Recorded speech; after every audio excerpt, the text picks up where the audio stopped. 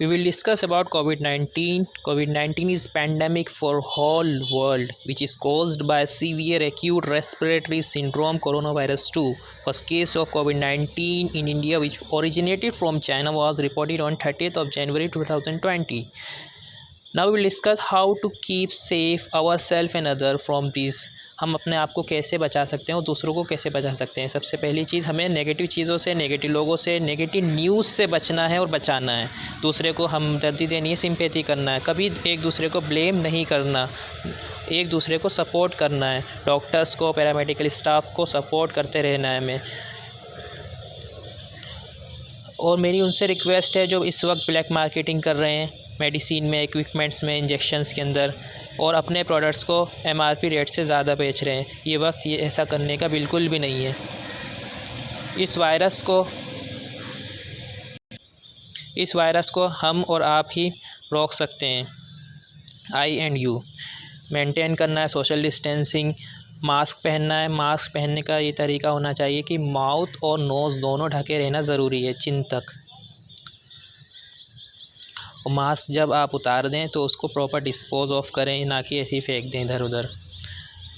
और जिस मास्क पर वॉल्स लगे होते हैं उस मास्क का यूज़ ना करें। जो मोस्ट कॉमन सिम्टम हैं, फीवर, ड्राई कफ, टायर्डनेस। और जो लेस कॉमन सिम्टम्स हैं, लॉस ऑफ टेस्ट, स्मेल, दर्द होना, सर दर्द होना, गले में खराश, नज़ाल कंजेशन, दस्त लग जाना या स्किन रैशेज़ आ जाना। कुछ WHO की गाइडलाइंस हैं जो हमें देखना और उस पर फॉलो करना बहुत ही ज़रूरी है। अगर मान लीजिए किसी पेशेंट को कार्डियोवैस्कुलर डिजीज़ है या रेस्पिरेटरी कंडीशन उसकी अफेक्ट है या डायबिटीज़ है, तो उसको बचना बहुत ज़्यादा ज़रूरी है, क्योंकि ऐसे लोगों को COVID-19 का ख़तरा ज़्यादा रहता है। हमें हमेशा सपोर्टिव रहना है, केयरफुल रहना है, अलर्ट रहना है और काइंड रहना है।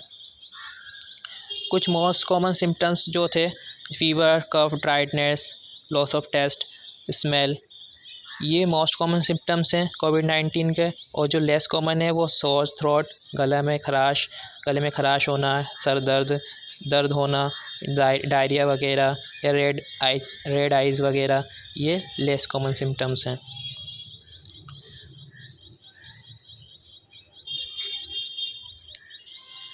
कुछ प्रिकॉशन लेना हमारे लिए बहुत ही ज़्यादा ज़रूरी है। अगर जो लोग स्मोकिंग करते हैं या अल्कोहल लेते हैं या और कोई नशा करते हैं, उनको बिल्कुल ही ख़त्म कर देना चाहिए, अपनी इन चीज़ों से रुक जाना चाहिए। और जो नॉन एसेंशियल ट्रैवलिंग है हमारी, जहाँ जाना ज़रूरी नहीं है वहाँ पर इस वक्त ना जाएं। और अगर मान लीजिए कोई इंसान ज़्यादा स्ट्रेस लेता है, तो स्ट्रेस लेने से एक हार्मोन रिलीज़ होता है जिसका नाम है कोर्टिज़ोल। कोर्टिज़ोल का हमारे इम्यून सिस्टम को वीक करता है। तो इसीलिए ज़्यादा स्ट्रेस, ज़्यादा टेंशन बिल्कुल ना लें, बल्कि मेडिटेशन करें, एक्सरसाइज करें और ज़्यादा से ज़्यादा पानी पिएं। अच्छी एक प्रॉपर नींद लेना ज़रूरी है। इसके अलावा बैलेंस डाइट और पर्सनल हाइजीन, ये दोनों कंडीशन बहुत ही ज़रूरी हैं गुड हेल्थ के लिए। इसके अलावा ब्लैक सीड जिसे कलौंजी भी कहते हैं, इसके कुछ दाने 4, 5, 7 दाने तक आप इस्तेमाल कर सकते हैं। विटामिन सी, जिसको एस्कॉर्बिक एसिड भी कहते हैं, ये इम्यून सिस्टम के लिए बहुत ज़्यादा ज़रूरी है। पेपर्स जानते हैं आप, काली मिर्च, ब्रोकली, जिंजर, गार्लिक, ये बहुत ज़्यादा ज़रूरी हैं हमारे इम्यून सिस्टम को इफ़ेक्टिव बनाने में। अगर आप इसे डायरेक्ट नहीं खा सकते तो खाने में मसाले में डालकर इसे खा सकते हैं, जो मसाला बनता है खाने के लिए। इसके अलावा डेट्स हैं, खजूर, हनी, शहद, ये ज़्यादा ज़रूरी है। और precaution is better than treatment, हमें प्रिकॉशन लेना ज़रूरी है ट्रीटमेंट से। जैसे मास्क है, मास्क पहनने में थोड़ी उलझन होती है, लेकिन आप ये सोचें वेंटिलेटर में कितनी ज़्यादा उलझन होगी। सबसे मेन चीज़ इसमें स्टीम इन्हेलेशन, भाप लें। सुबह और शाम को थोड़ी देर के लिए भाप लेना बहुत ज़्यादा ज़रूरी है। अगर हम स्टीम इन्हेलेशन लेंगे तो इससे बहुत ज़्यादा इफ़ेक्ट पड़ेगा। कुछ डॉक्टर भी मानते हैं कि अगर हम इनहेल करेंगे, स्टीम इनहेल करेंगे तो इससे वायरस मर सकता है। तो इन स्टीम इनहेलेशन ज़रूरी है, इसको ज़रूर लें। स्टीम इनहेलेशन आज ही शुरू कर दें और इसका कोई नुकसान भी नहीं है, कोई साइड इफ़ेक्ट नहीं है। अगर मान लीजिए किसी इंसान को कॉमन सिम्टम्स दिख रहे हैं, जैसे फ़ीवर है या टायर्डनेस आ रही है या लॉस ऑफ टेस्ट है, स्मेल है, तो हॉस्पिटल जाने से अच्छा है कि घर पर ही अपने आप को क्वारंटाइन करे।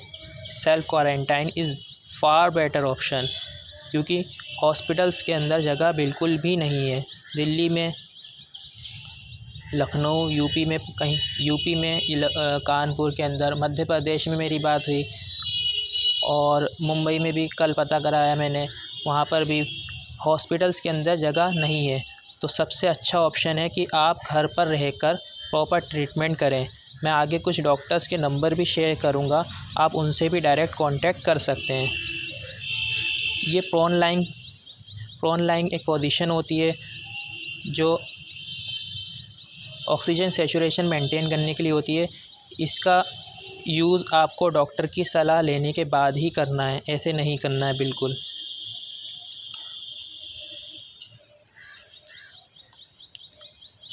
अगर प्लाज्मा के लिए किसी को ज़रूरत है तो इस नंबर पे कांटेक्ट कर सकता है।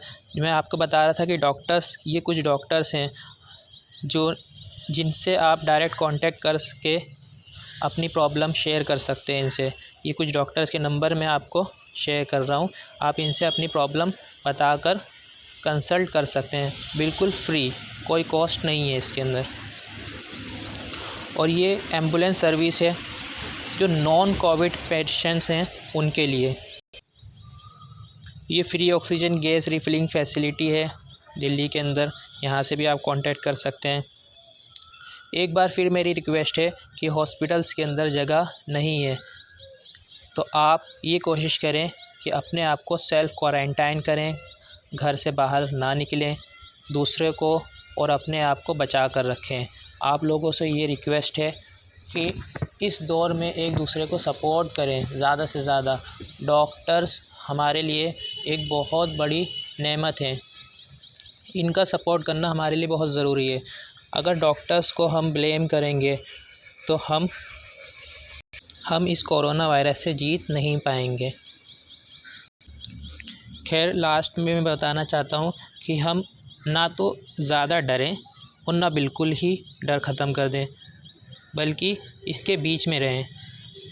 ज़्यादा डरने से भी हमारा साइकोलॉजिकल प्रॉब्लम होगी, और अगर हम डरेंगे नहीं तो हम प्रिकॉशन नहीं लेंगे।